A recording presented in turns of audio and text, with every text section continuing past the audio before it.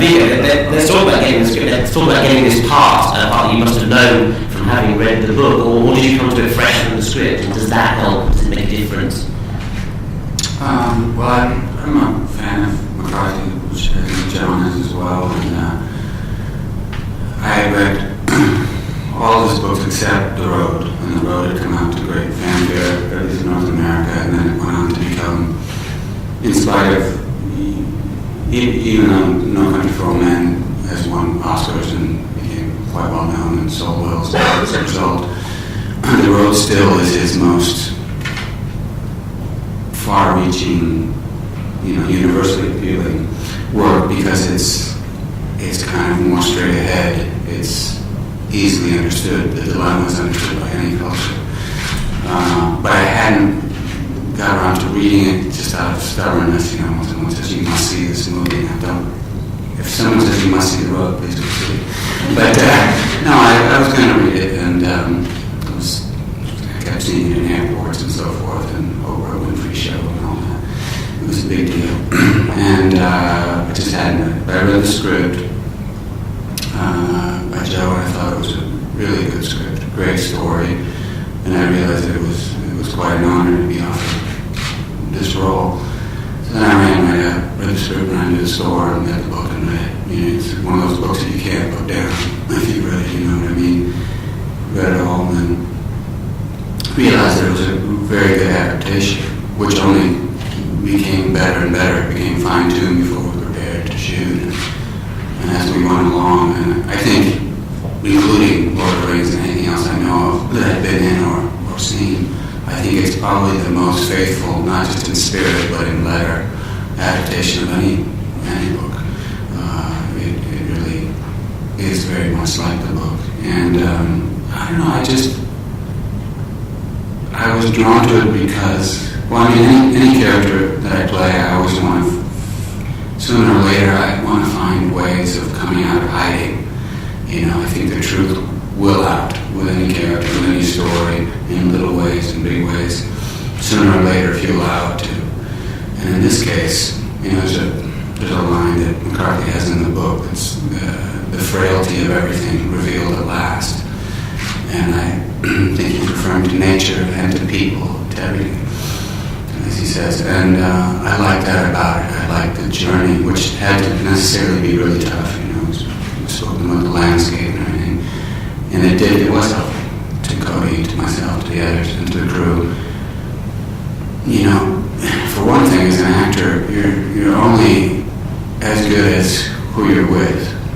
First of all, the landscape was so real, so gritty, so truthful, that you had to live up to that. You had to reflect that in your behavior. It had to be very real. You couldn't hide at all emotionally.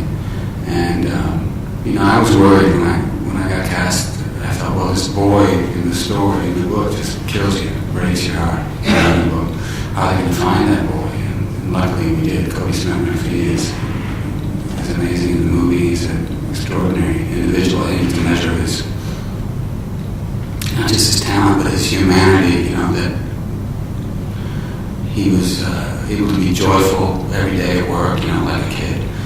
Was honest. You don't work with animals and children, so you're very good with Dalbo the horse, and you're very good with the kid.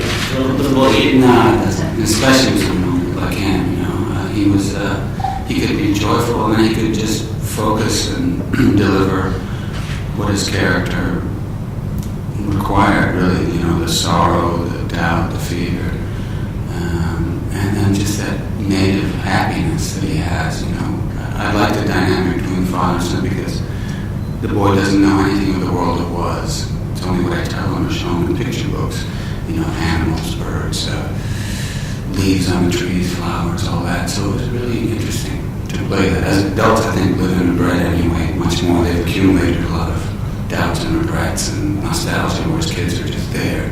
And in this case, much more so. This is all he knows.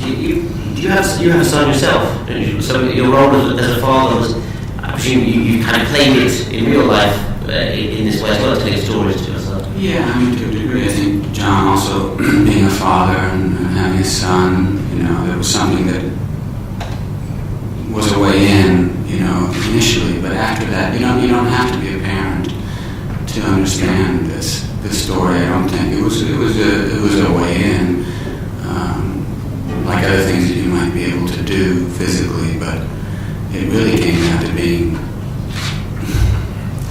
quite naked from inside, being very honest. It had to be that way, or it wouldn't work. And it wouldn't work if I didn't have a partner like Cody who could pull certain things out of me, and then I would return it. And I think that complicity, that relationship that was forged, through hardship and also through having a good time, frankly, is you feel it on the screen. And the journey, as hard as it is, has to be that difficult to earn what happens at the end, which I think is strangely uplifting and quite beautiful when everything is stripped away.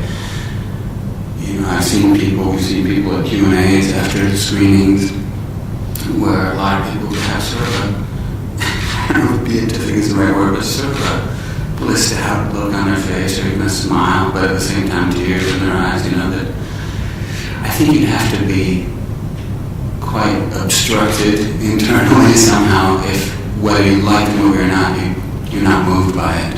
It doesn't, as the character says in voiceover, if I were God, I would make the world just so. And I think any story that has a chance of inspiring you to feel that this life, no matter how complicated it is, this world, no matter how messed up it is good and beautiful in some way, that it's worthwhile, that you wouldn't trade it for another, even if you could. That story's done its job, and I think this movie does it. Thank you, Vega. If there's anything left to